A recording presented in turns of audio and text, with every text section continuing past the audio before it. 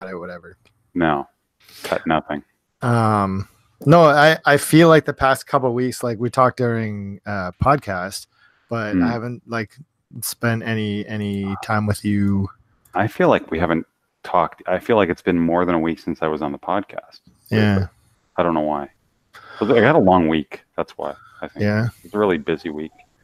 Very intense week. Lots of stuff going on for work. But is that good or not good? Well, not. I mean, it's just busy. It was just what it is. Insane. It's a lot of quantity of work is what was the issue. But I always don't understand. Can you explain to me how, like, I know you say, "Oh, I was really busy this week." Is that just how it is every week? Is it just it can vary. Is it a fluke? Is it? No, I mean, yeah, it's just sort of variance from random factors, right? Because you have people, and sometimes they don't need to see you. So maybe a given week, just you might not have that many people. Like they can come in if they want, but it doesn't. You know what I mean? So it's not like you can predict it or anything. No, it's just like I have my hours, and then if I'm booked up like every day fully, that's a busy week, and that was pretty much this week. Every slot was booked up. I see. And then it depends what the issues are. If they're simple issues in one slot for 15 minutes, it can be less of a mental strain. But if it's something that pushes me past 15 minutes and then I'm behind, it starts to be a heavier visit, like a more intense visit where it's more mentally draining. If I get enough of those in a day, you come home and you're really tired. That's all it is, really, just that. Yeah. If all I saw was sore throats all day, it would be easy. Are you nervous about getting sore throats? Am I nervous about getting them personally? Yeah. Like for me, no. Because I'm just careful with my hand hygiene. You know what I mean? Cell phone hygiene is a big one that people will really overlook these days. Anybody ever spit in your face? By accident. People cough in my face for sure. They gleek on you? Gleek? Yeah, That's a new one. You know that your saliva thing under your tongue that like sprays out. Oh, that. I just noticed that happening to me when I yawn like the last year or so. Maybe because I'm older now and everything's looser. All the elasticity is looser now. I knew a kid that could do it like on command. On command, yeah. No, I did it by accident. I was like, what the heck was that? For a second, I was like, that never happened before. But yeah, it's weird. Maybe because I'm drinking more water than I used to. Now it has a chance to occur because I used to not drink much water. And now I drink water, man. I'm all about that water. Yeah, I don't really drink anything outside of water either. That's good. I had a couple beer this weekend, but that was about it. Not too many. When you sent me when you said that you were on, we were ready to go. I was shopping for. I got a problem with headphones. Can we talk about that for a second? Yeah. Okay. Hey, this guy. He's a good one to talk about headphones. Okay, so I have the PlayStation Golds, and I love them. Mm-hmm. And I use them for everything. Like I use them for watching movies. I use them for PlayStation. I use them for podcasts. Like I use them for everything. I have a big head and they're comfortable. They don't pinch me at all. They're great. And I've had them like for the entire time I've had my PS4. Mm-hmm. Like they're the greatest. But they're getting old and the sound quality, like it sounds fine, but not great. And I know that I sound like shit to other people. Right. Mm. And so I wanted to get a new headset. I wanted to get something new. And I got that HyperX Cloud 2, which I also don't love. Oh. Because I feel like it's a little too small. Pinches my head a bit, You just got it? I got it for Christmas. Ah, okay. So maybe if I use it more, it'll feel better. Mm-hmm. I think it's, I wear glasses 99% of the time. And I think that it kind of, I don't know. I don't think the arms of my glasses are the best thing with these. It just, it doesn't seem like a perfect fit, So I was a little bit disappointed with them. Like, I'm sure they're great and I don't mind anything else about them except for just, I don't know, like a poor fit for me personally, Mm-hmm. But I also don't want to go ahead and buy like a new headset either. We used them. Ken and I, we can talk about this later if you want, but Ken and I played Division 2 this weekend. and I was using the HyperX ones, and it worked out really, really well. Like the sound was really good, and I like the balance between chat and game audio. Like they were cool. I dug it, but just not as comfortable as my golds, you know? So then I got thinking about other headphones. Like it sucks that there's not like one set of headphones that I want to use for everything. Like the golds are close. Like there's a lot of great things about them. But I don't mind wired headphones over Bluetooth. And I don't mind, like I would actually prefer like the 3.5-inch cable over Bluetooth, because then I can plug it into anything, like into like Switch or whatever, you know. But the golds, I don't want to wear the golds are like through USB, you know, USB Bluetooth. And that's not actually, you can connect them with the other ones too, though. It's got the removable cable, which I appreciate, which is good. So in any case, so what I was looking at when you guys were on here, when I say talk about headphones, the first thing is just that I'm not super happy with these, but they're fine. And maybe over time I'll get used to them. But I also would like something for like when I travel, like on an airplane. So I was looking for noise canceling headphones. Yep. And it seems like if I want noise canceling headphones, I'm going to have to spend like $300, $400 on them. And I don't want to spend $400 on noise canceling headphones, which made me kind of sad. Like there's other solutions, but I'm sure that they're not great solutions, but I also don't want to spend that much money on headphones. As a guy who's spent $400 on noise canceling headphones, I can give you some pointers if you want. I don't want them because I don't want to spend $400 on them. His pointer probably isn't just going to be buy $400 headphones, but is it? Well, I mean, like I have a pair of the Sonys, which are they're normally they were normally about $350. They were going on sale for $300. They're still sealed in a package, and I can sell them to you, and they're excellent noise canceling headphones. I had the generation before. There was an issue with it. I sent it to Sony. They sent me the second generation of them. The third generation is the one that's out right now. They're top of the line for noise canceling, like noise reproduction, but don't expect the microphone to be too great. I don't want a microphone. But I mean, like if you're going to take calls or use it for... I don't want to take calls.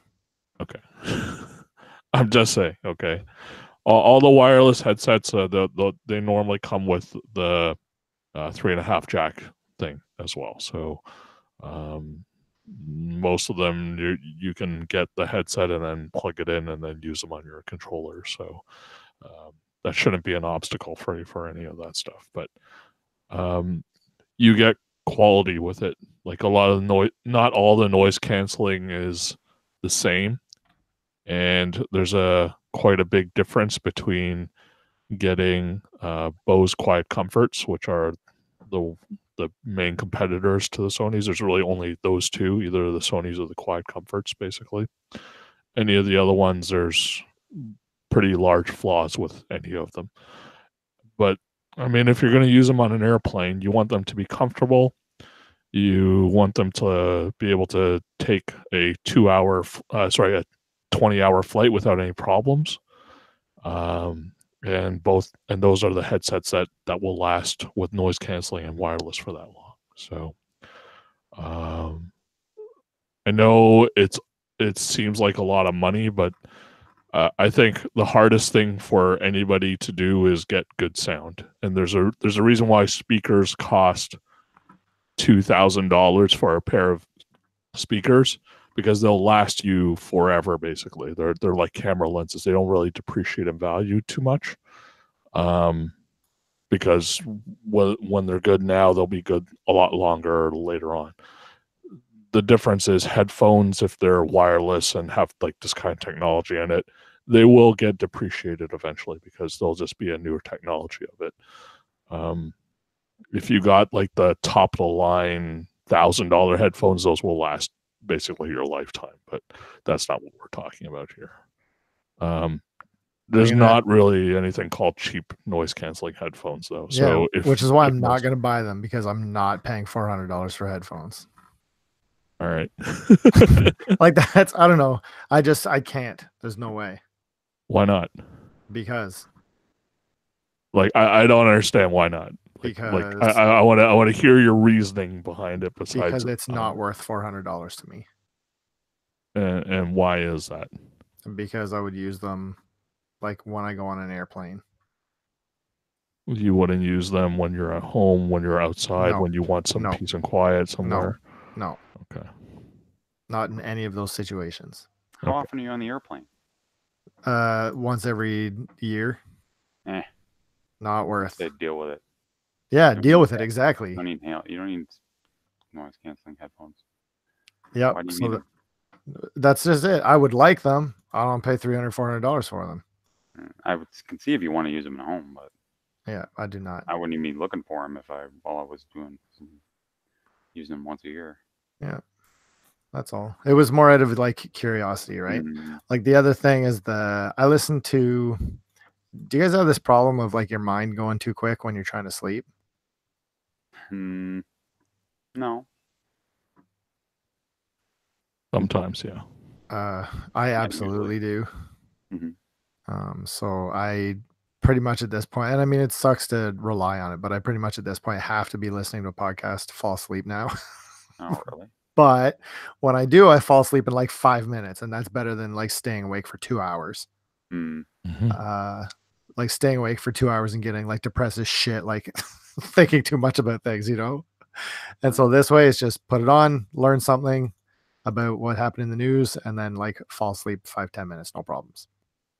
And you're looking to wear headphones while doing that? Well, right now I have these over-ear phones that they don't go in ear. They're not like buds, but they're also not like the big cams either, you know? Mm-hmm. You don't want to wear buds to bed. It'll hurt. No, I know. I've done that. And that's why I have this. It goes over it goes over your ear, and then and they're super flat, like they're made for sleeping. But they're still not super great. And so the other thing that I was looking for is, have you heard of sleep phones or cozy phones? Where it's like a headband that you put around your head that can double as like an eye mask. Yeah. And then they're like super flat speakers built into the headband. Mm-hmm. I was looking at those too. That might be cool.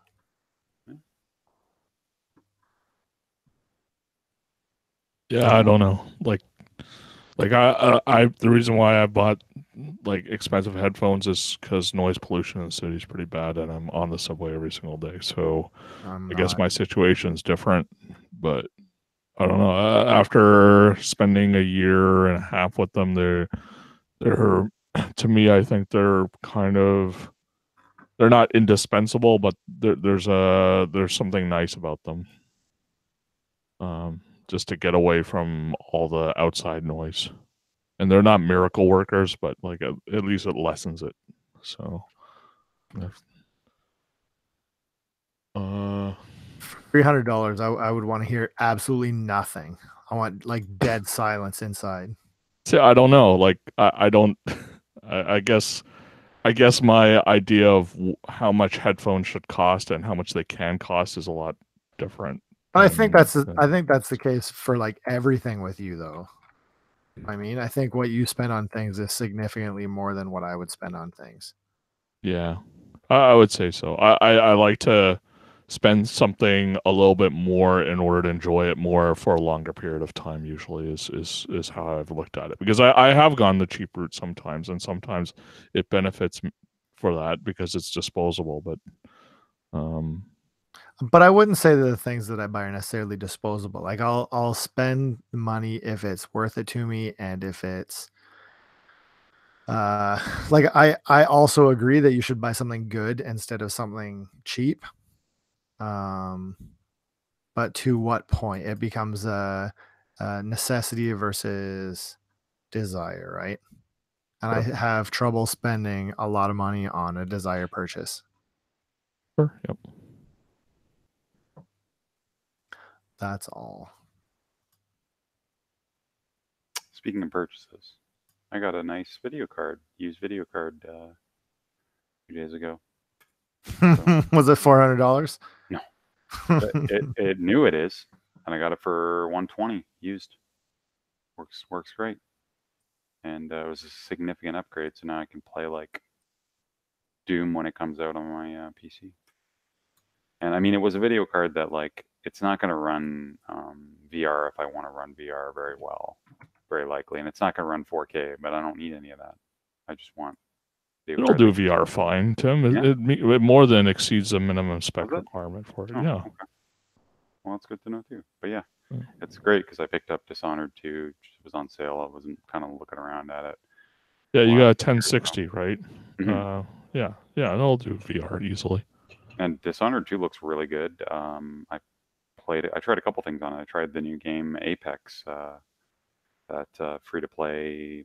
From the Titanfall guys. Yeah, Titanfall Fortnite killer. I'm going to call it a Fortnite killer at this point. Because on Twitch, it's been #1 since it came out. Cool. And, we should play. It looks really fun, yeah. I played the training, and the movement feels really good. Everything about it feels really good. So, yeah, I'd be happy. I forgot. Did you play Titanfall 2? Yeah, on PS4, though. And I really liked it. Yeah. Yeah, we should definitely play together. The the movements, you can do some cool stuff. Yeah. Cool. All right. So yeah, that was my big. That was like the guy posted it on Kijiji, and he said I messaged him like 30 seconds later. Like I just happened to catch it. Everyone else was selling the 3 GB version of that card for like significantly more. And none of them wanted to budge either. So I was like, and how much was the RAM on this one? 6. The 6 one. 6. Wow. That's good. Yeah, good deal. Because video cards don't look like they're coming down yet, even.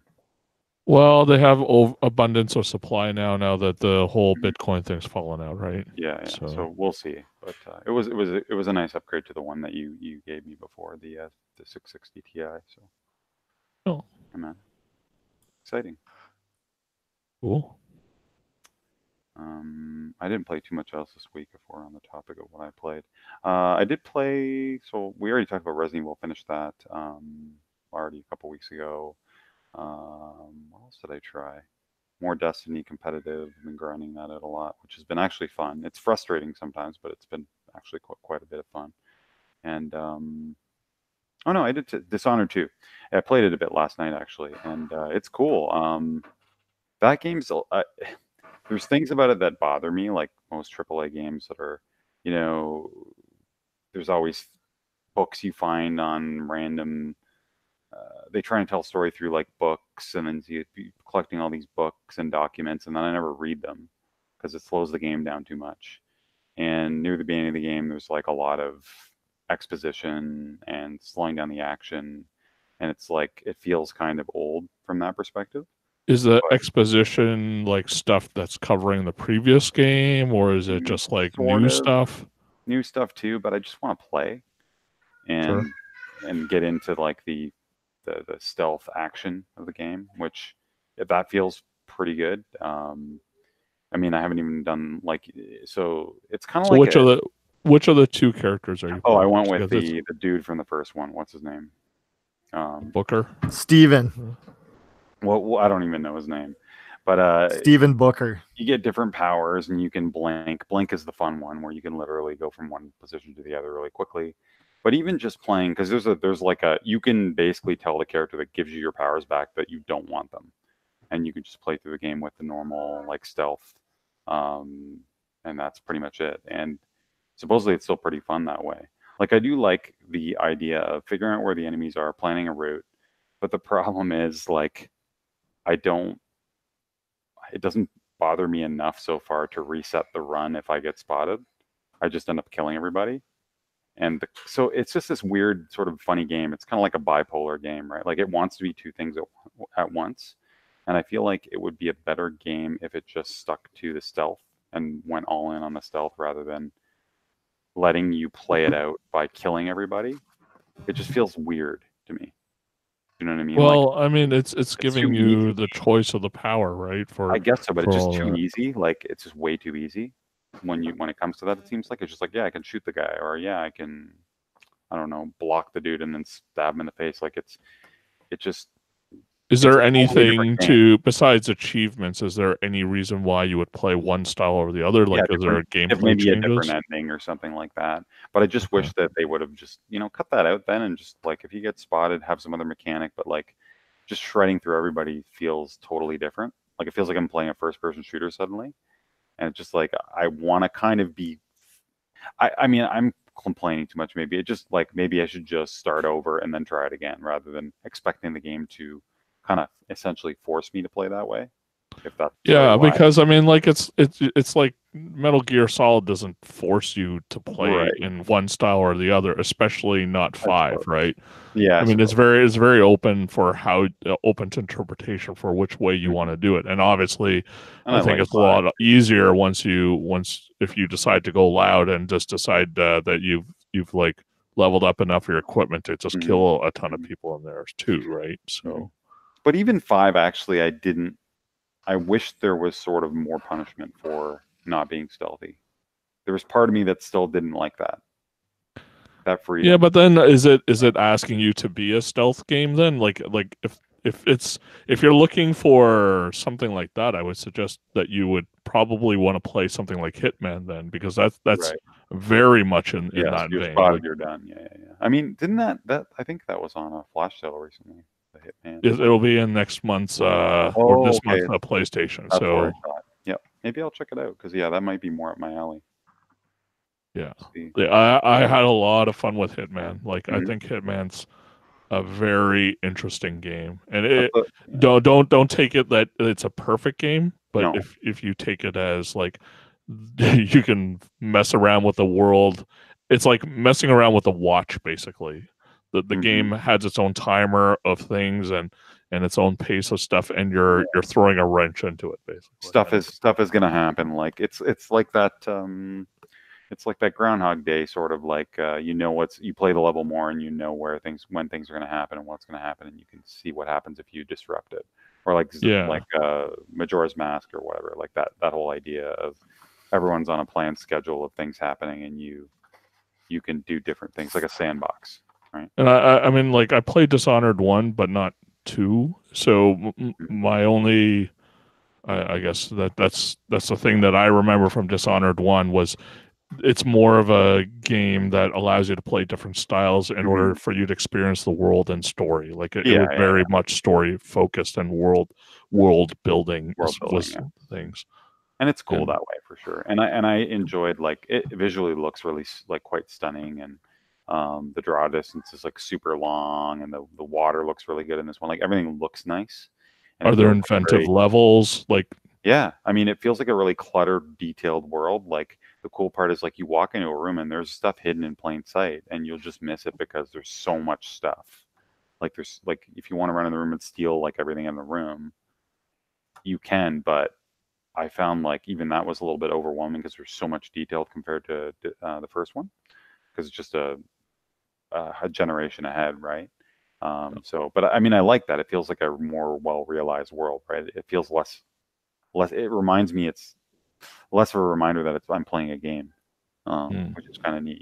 You get into these, and I couldn't find the boundaries very easily. Like I don't know how it's really structured, whether it's like these large areas that have sub areas. I think that's probably what it is, but it all feels very like contiguous in a neat way. So yeah, that's cool. And everyone talks about the traversal mechanics being great in it, and how you can if you play no power run, you can still get to everything in the game almost, and you just got to figure out how to get there. So you got to plan your route. You can climb up on almost everything. It's cool. So yeah, I'm looking forward to putting a bit more time into it. cool. So I played a ton more Ace Combat 7. That game is it's just it's an amazing piece of work. Like if you love Ace Combat, you should definitely pick this up. There's just some setting pieces that are mind blowing. Like one of the main attractions for me is like you're flying in the middle of a lightning storm, in this canyon, and and you're trying to dodge all these rock formations while it's incredibly foggy and lightning strikes are threatening to like take down your airplane at any particular time. It's just, and you're dogfighting through that. It's just, it creates scenarios and set pieces that would not really be considered realistic, but they're exciting and interesting, and that kind of brought it back to regular, like all the stuff that I remember being good about old Ace Combat. So I'm having a lot of fun with that. Spent a little bit of time playing Last Blade 2 last week as well. It's probably my favorite fighting game in the Neo Geo era. So I don't think a lot of people played that game, but it was always to me like it was a really exciting game that was like a little secret between like a lot of I don't know if I agree with that though. I think quite a few people played it. Well, I mean, like if I you could put that completely up be against wrong. Samurai Showdown, like it was like, which one would you say is more famous? Right? Absolutely, Samurai Showdown. Yeah. But I mean, Last Blade 2 was like, it was incredible what they did with that game, because they took they basically took Kenshin and made it Rurouni Kenshin, the anime, and turned it into like a Neo Geo fighter, and it was, and the characters are taken from kind of like, or inspired from Rurouni Kenshin, and it's just I forgot how varied and how many characters there were in that second game. Like I know you kind of played it a long time ago. Like what do you remember from it? Nothing. Like there's like Shinsengumi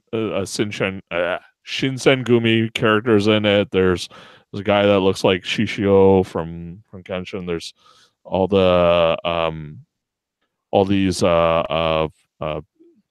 like Wang Fei Hung from Chinese like mythologies in there. It's this mishmash of all the things that I would think about and love from my childhood, basically, and it's still really solid. So I kind of really still appreciate that game, and it just looked really good back then. And then before we talk about the Division 2, I also picked up Full Metal Furies, which is the next game from the guys that did Rogue Legacy. It isn't a roguelike. It is more of a team battling shooting game. Is that the heavy metal one in the car? Heavy metal one in the car. No. It was one of the ones that Nintendo showcased in like the Indies thing a little while ago, or an Indies thing, where they're like in a car and they have like it's like a heavy metal fuck, I don't This is more like a World War II. So not at all the thing I'm thinking of. Do you know which thing I'm thinking of? No. 1 second. This is more like Inglourious Bastards with all female group, and they're going to. There's no like Nazi stuff, but like they're going to like through war camps and stuff, and everybody has guns and those kinds of equipment, and there's a same kind of leveling up progression as you kind of saw with Rogue Legacy. There's a lot of hidden secrets in the game that they made very hidden, and a lot of people didn't know that. So when it was first reviewed, it got quite a few low ratings, but like on Steam, it's like almost 9 out of 10, like one of the better rated games on there. It seems to have still quite a good following. And the game I was thinking of is called Double Kick Heroes. Double Kick Heroes. Boy. There's too many of these. That's not the same thing as the game you were talking about.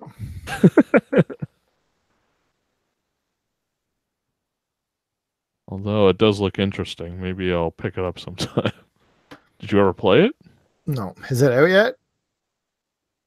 It was out on Steam, it looks like, unless it's on early access. Summer 2019 for Switch. That's where I heard of it. All right. Cool. It'll be a summer game then. Ye- 9 out of 10 on Steam. Yeah. I played, I tried to sell it on you guys with like one message online, but I bought a game on Switch called Gabuchi. Yep. This game, it looks a lot like Box Boy. What the mechanic is you have to pick up, Gabuchi eats stuff and then he gets full and then you eat a heart and then it's the level's over. So there's let me go back and start again.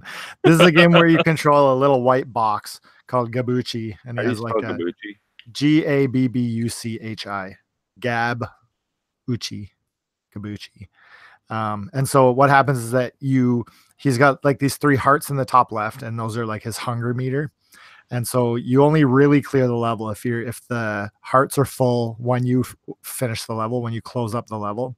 So really what you're trying to do is eat the maximum number of things, plus get the heart at the end, plus do it in a minimum amount of moves or switches. So the mechanic for this game is that there's 2 different kinds of blocks. There's red blocks and white blocks. And when you can hit one of the triggers, I think it's R, I guess. You could change color from red to white and back to red and back to white. And if you're white, you can eat white blocks. And if you're red, you can eat red blocks. And if you're white, you can stand on red blocks. And if you're red, you can stand on white blocks. Okay. Mm-hmm. And so you have to like pop around, like cutting out blocks and jumping on other blocks and switching colors. So you can, climb up higher and reach other things and this kind of stuff. And it's really, really hard, but it's also incredibly compelling. I really, really dig it. It sounds like that kind of masochistic platformer kind of No, game. it's not terrible. Like it's not like it's super difficult. It's just like there's some worlds. I think there's I want to say 12 stages in each world and like 8 or 9 worlds. So there's quite a few levels. My issue though is that I think world 4 or world 5 I completely blew through like every single level, complete 100% minimum moves, like no restarts. Like I just completely destroyed it because I understood how to do that specific type of puzzle, right? Mm-hmm. Where I know, and I can explain it to you. I won't because it's boring, but I know exactly which type of puzzle I don't know how to do properly because there was a world before it, maybe world 3 or something, where like I was struggling with almost every level because I don't get how I'm supposed to move up this thing. And I'm sure that once I do know, or once I figured it out, then I'd be able to destroy a whole bunch of new levels or other levels. But my mind I can't wrap my head around how I'm supposed to do this, Okay. But it's cool. I really, really like it. I wasn't too sure, but it looked cool from, I like Box Boy quite a bit. Did you guys play Box Boy? Yeah, I played. I didn't finish either one, but I played. Yeah, I played both too. And I finished the first one. I don't think I finished the second. But Gabuchi's really good. I really, really like it. I don't think it's that expensive either. I think it's like $8 or something. Mm-hmm. So that's my game this week, Gabuchi. Nice. Actually, you know what? I put more time into a different game though. Whoa. I'll say I got This Is the Police. This Is the Police. You know that game? Oh yeah. I was interested in that. I got it from the library. It's boring as shit. Is it? Yeah, I don't like it. I mean, I can see the appeal. I can see why people would be into it. And the writing's pretty cool. And I like that it's like super casual. Like it feels like the story is interesting and well written. And like it seems really cool. It doesn't seem like a video game story, which I really appreciate. And I didn't really expect story from it. Wait, is this the one where you can screw up and the game won't tell you? Like it doesn't You have to try and solve the crime, but it doesn't hold your hand. No. From what I played of it, you just like you're like police chief that manages other cops. Oh, And so what'll happen is that it gives you a map of the city, and then something will come up. It'll say, you know, there's a disturbance here. We got a call saying whatever. And then you have to choose like how many cops to send hmm and like how tired the cops are and how good they are at dealing with Oh. whatever thing. Right. And they go, and then sometimes they come back and it was like successful, no cops got injured, suspect apprehended. And Right. sometimes the suspect will get away if you don't send enough people. And then I actually sent 3 cops to one thing that happened, and one of them ended up getting killed at the, at the thing, which was kind of crazy. And I don't know, clicking on stuff and sending them. Like and it could be that I just didn't spend enough time with it, but it wasn't enough of a draw for me to keep going. Are management simulators ever been your thing though? Nope. That's why I say, like, I'm not, don't take that review as this game is shit, because I'm sure it's there's a lot I like about it. I just feel it's not for me. But the game I spent the most time on, do you remember last week I said I bought a game accidentally?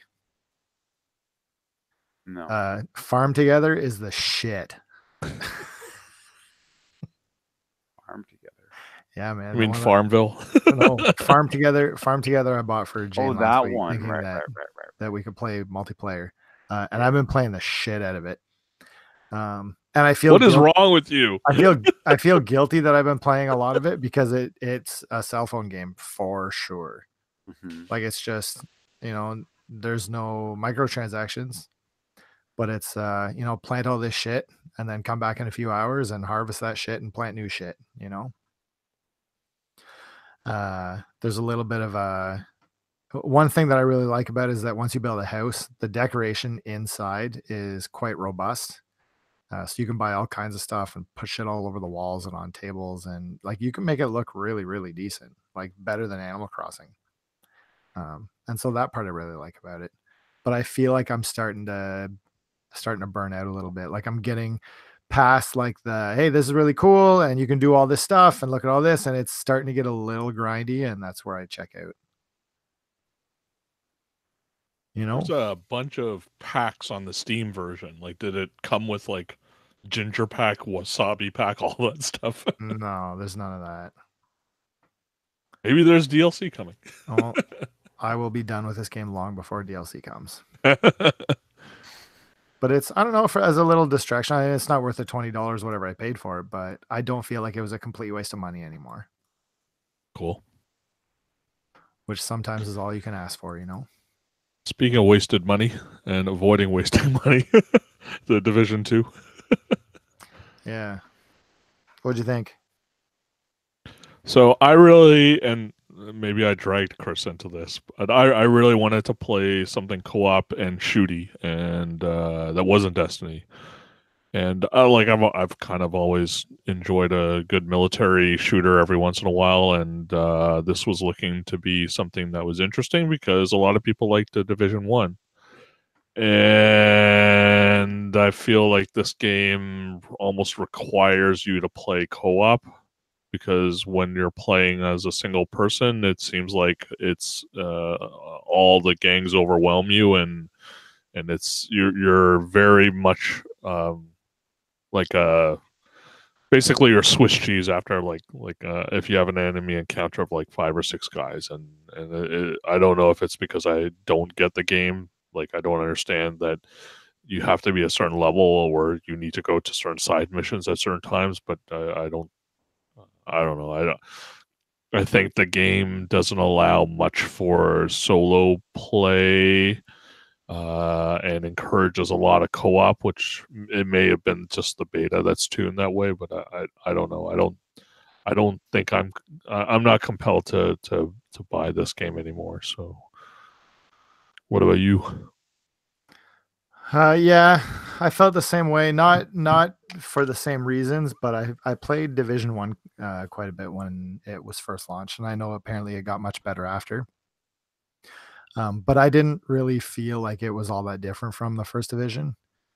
And I feel like I've already played Division, right? It's similar to going from Destiny 1 to Destiny 2. Like, this is the same game. Why did I have to buy this a second time, right?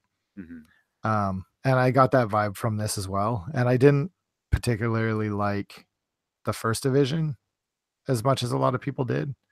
And so I agree that I'm not into playing it. It's funny, the day that you and Gareth and I played, I had fun, but I think I had fun despite the game. Like, I wanted to play with you guys. Yeah. And I agree that this isn't it because I fell asleep while we were playing it, and that's granted. Look, we were up a bit later than what you're used to, right? Sure, but at the same time, like, if it's a new game, you should be excited to play. Like, the very first time we play this game, I shouldn't be falling asleep. Sure. So that was a bit of a letdown. I mean, there's cool things about it, right? Like, I like the idea of having like your hub that you're upgrading with, donating whatever things. I thought that was cool. Yeah, I just don't feel like in this kind of game with this many people, I would like to be able to, if you guys are drawing fire and killing people from the front, I would like to go up the side and try and kill people from the side, right? Because that's outflanking them. That's what you would normally do in this kind of game. And I could go there, and the maps were wide enough to allow for it, but then like they would run up on you and you'd shoot them like a million times and they wouldn't go down, and it's just like they're not even flinching sort of thing. Like, and so I don't know, does that mean that the gun that I have wasn't powerful enough?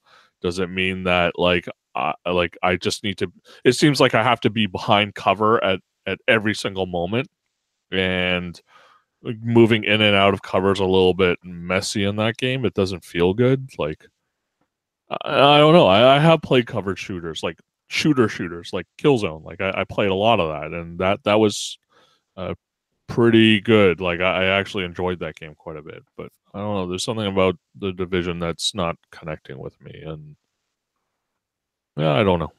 Just not this. Not this. And that's fair. It's funny because I felt the same way playing the demo for Anthem. But apparently we're going back to Anthem. Like, I want to play something, and of Anthem and the Division, I think that despite not being super chuffed about the Anthem beta, I'm more interested in Anthem than I was in Division 2.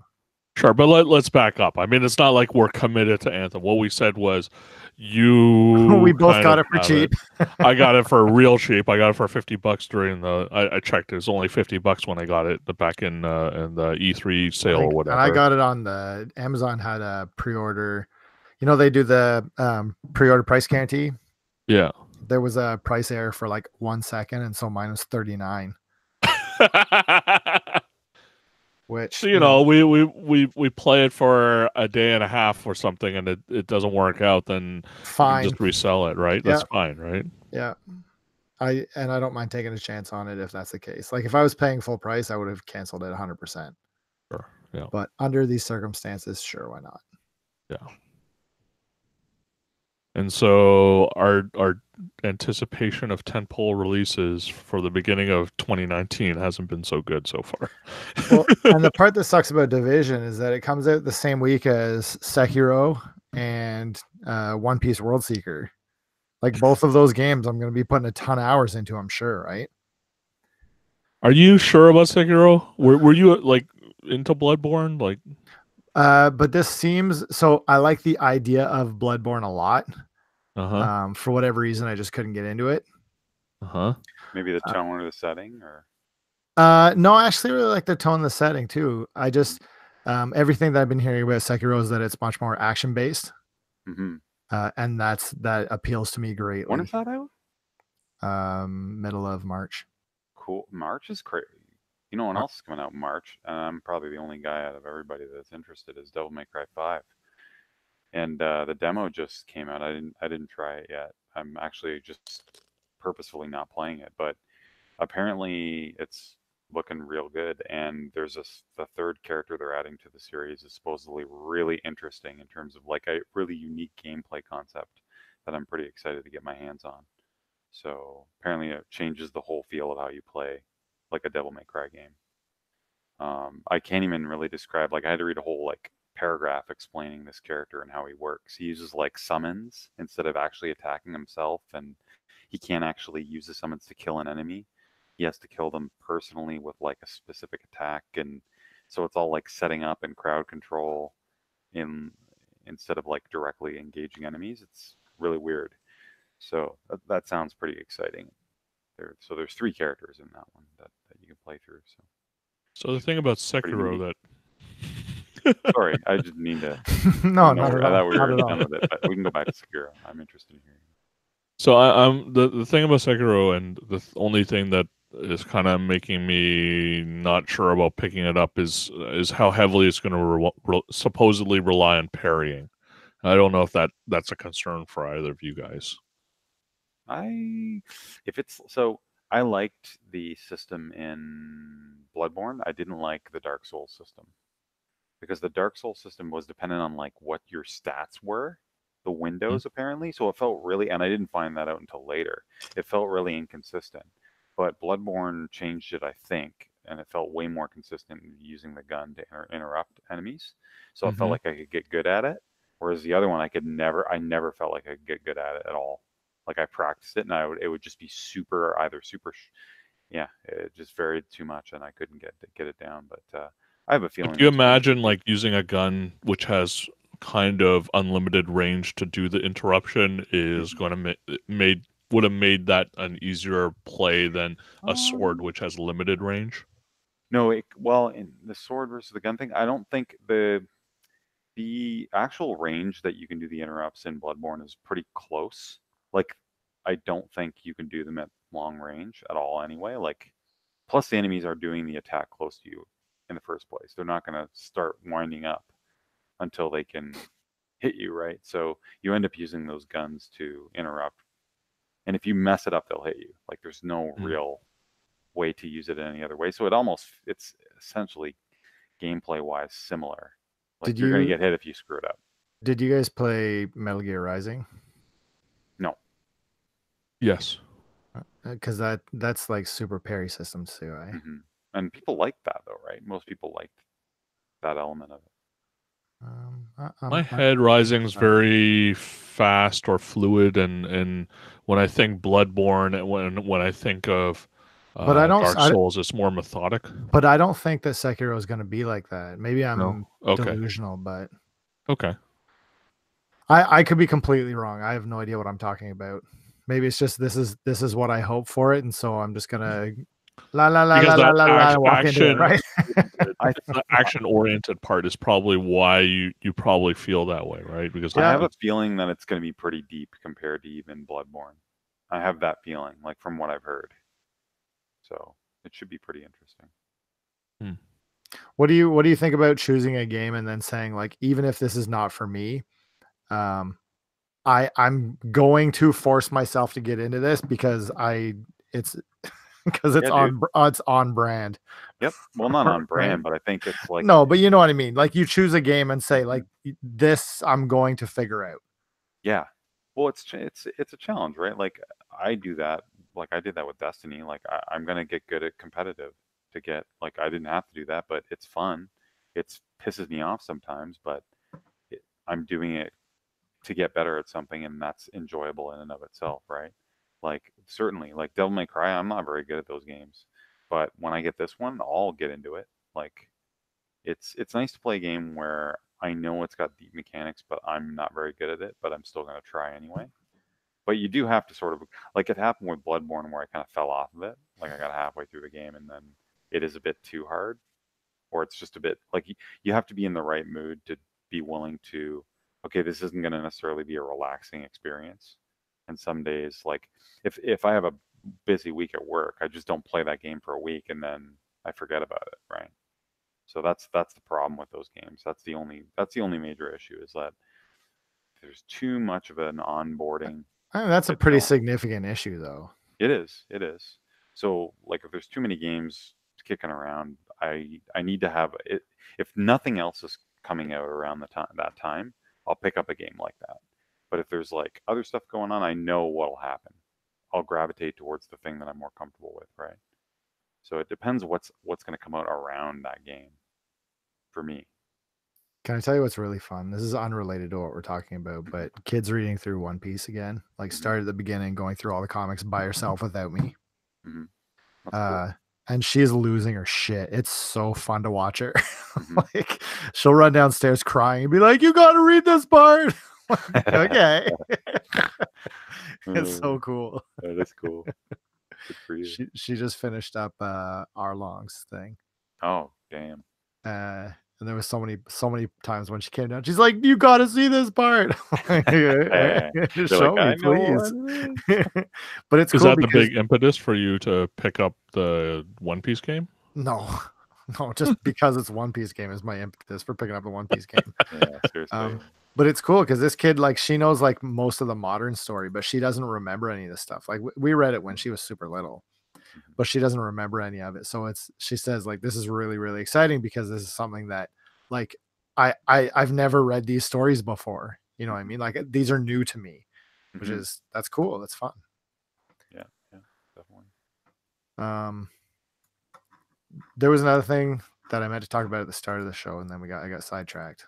But I got really, really, really big news. Less so for Keenan and more so for Tim. Do you know somebody? Actually, you know who sent it to me? It's like a name I hadn't heard in forever, but I guess somebody was thinking about me. I got a message from Carly today. Whoa. Okay. Yep. She goes, "Hey, did you see this?" and sent me a link. Do you know who's going to be at TCAF this year? No. Who's? No way. Yeah, man. No way. Yeah. You better say who I think it is. It's fucking Junji Ito, dude. Oh my god. Right? I clicked through the link and I saw it. I was like, that's crazy, dude. Like, I went upstairs and I guess they're gonna have some like paid event stuff. And I was like, Fanny, if this thing's like $200, I'm going. She's like, no, yep, yeah, I want to go. I want to go. I saw it. I was like, that is the craziest shit I've ever seen. We're going. It's so cool. Schedule your time off. Oh, I'm gonna buy Cat Diary. It's nutty. It's crazy. Like, will he do signatures? Do you think? I'm sure he will. I gotta tell you, this is nutty though. Cat Diary, dude. Can I tell you that, like, when Shintaro Kago was there, right? And then Taiyo Matsumoto, like a couple years before that, I remember after Kago was there and I got his signature, I put a picture on Twitter or something that there was 3 pictures, and then I had like I put on a green check mark onto the Taiyo Matsumoto picture, and then I have a green check mark on the Shintaro Kago picture. And then I had a picture from, I don't know what it was, but I had a picture of Junji Ito's, like, from the comic with a red X. And I said, like, one more and like I can die happy. Man. Holy shit. I never, ever would have expected it. Wait, who's trying to murder you? And how cool. Like, this is his first North American appearance ever. Crazy. Okay. We gotta make sure we get in on that. Yeah, man, I'm gonna check it like every single day until I figure out, and then just. That's friggin' great. But if you wanna lock it in, yeah, it's May 11th. May 11th weekend. 11th. Okay. I'm sure it'll work out. Ridiculous, like, unbelievable. When you're saying I got big news, I'm like, what could that be? There's nothing that's like anything you say. I couldn't think of anything that would be a big deal. But how cool! You knew exactly what I was talking about as soon as I said, "Guess what? Guess they got." Shit. That's cool stuff. Like, even if you said Oda, I would be like, okay. I would have shit myself if that was the case. But Junji Ito, I think it's bigger. Yeah. I agree. The listeners have no idea what we're talking about if they're still listening, but not necessarily. Maybe they do. Some of them do. He's basically like the Japanese Stephen King, sort of, but he's manga artist and author, and he's amazing. And you should read Uzumaki. You should read any of his Tomie. Any of his compilations. Cat For the Diary. video game podcast, he was the guy who was going to create a video game with Kojima, Guillermo del Toro, and what's his name? Shut That's up. what. Keith. That's Why did what. you remind me of that? That's the Silent Hills thing. That's what PT would have been, right? Imagine Ito's influence in a game like that. It would be Yeah, I Friggin' don't crazy. want to. I would die. VR So game. who's trying to murder you? Imagine if they made it VR. No, Holy God! no, I don't want to. Please. That's even worse. So we should ask him if we get to ask questions. Ask him if he's working with. I'd be afraid to talk to him. He'd like bite my face off or He's something. creepy looking. Right? You twist your face into a spiral. Very nice man. Do you? One last thing. I know we've talked about like tracking games that you play before. You know, like Letterbox, this kind of thing. And I used one called Groovy before, which was fine. Yeah. But there's one that I've been taking a look at called RAWG, like RAWG. It's RAWG.io. And I really like the way that it handles a lot of stuff. It's really cool. The one thing I really like about it is that when you go to rate games, it's not based on like a star system or a number system. There's just 4 categories. It's skip, meh, exceptional, or recommended. Okay, I like And that. Right? Because it's just, this is not worth anything. Skip. Like, You can it convert was that to fine. a star rating if you really wanted to. What's that? I feel like that could convert to a star rating pretty easily. No, but I think that if I think about a 3-star game, I don't know, is that like right, sure, it's right. fine? Do you know what I mean? Where I like, recommended or meh is I can tell you the difference between those. That would be that's true. Right? I think about something like Gabuchi is recommended. I wouldn't say it's exceptional, but I think it's better than meh. Right? Yeah. Yeah. Cool, interesting. So check out RAWG.io if you're interested. Anything else you guys want to talk about this week? I think I'm good. I need to eat some dinner. I'm starving. I haven't eaten. Okay. Oh, really? What's that? I'm at 7 o'clock, so I Really? had to come in here and then do this. So I didn't get a chance to eat. Okay. I don't know, man. Like, it's gonna be. Well, what are you gonna do with your snow day tomorrow? That's what everybody keeps saying. Do you know, I was waiting for Fanny to come pick me up after work, and so I was standing by the door, and I had like 4 or 5 teachers walk past me, and each one of them, like independently of each other, was like, "See you Wednesday." I was like, "Don't do that! Don't do that!" Don't do that. What kind of message are you sending? I mean, really, you're only limiting it to one day. You should say Thursday, man. I wonder if our clinic has a weather cancellation policy. A snow day policy. Well, did you work on Tuesday, Wednesday last week? Yeah. And was there a lot of people come in? Yeah, that's what I Oh, said. My week was crazy. there you go. No, then. Oh. Yeah. But we shouldn't. We shouldn't tell them to come to see that. If they stay home, it's more risky. Yeah, you're gonna get more sick. You're gonna get more sick by getting into a car accident. Yeah. Irene's got to go to her family. My wife has to go to her family, so I told her to leave pretty early tomorrow morning before the snow starts.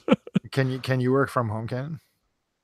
One person at my workplace has to be at work, but normally at least some people can stay home. But just not everybody. Or do you think you'll be able to? Probably not. No. I might leave early though. We'll Yeah. see. Okay. We'll see. All right. We'll talk to you next week. Yep. Have a good week.